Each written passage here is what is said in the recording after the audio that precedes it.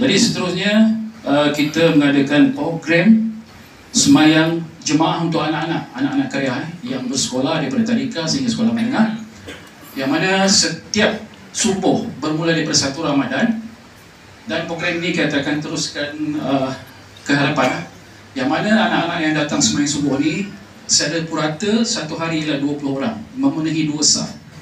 Jadi kita bagi dia insentif wang saku sekolah sebagai tanda terima kasih.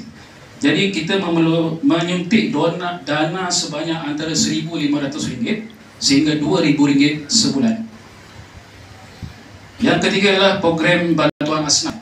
Untuk pengetahuan tuan-tuan, ada asnaf yang berada di kampung kita yang mana rumah beliau telah diribut tahun lepas, yang mana mengalami kerosakan bumbung.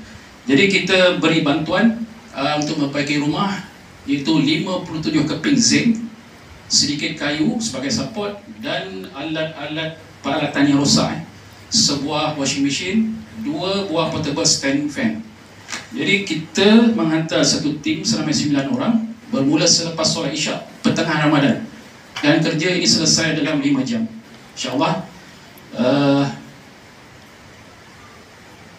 Okey, seterusnya kita dapat bantuan pula daripada luar. Kapet masjid ini disumbangkan oleh salah seorang rakan sahabat CSR yang berharga RM17,000.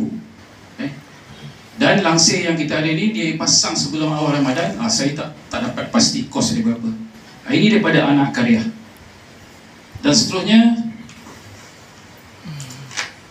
kita mengadakan satu program ziarah kasih, yang mana maklumat-maklumat kita dapat daripada setiap pengurusi surau dalam karya. Kita ada 5 surau dalam karya.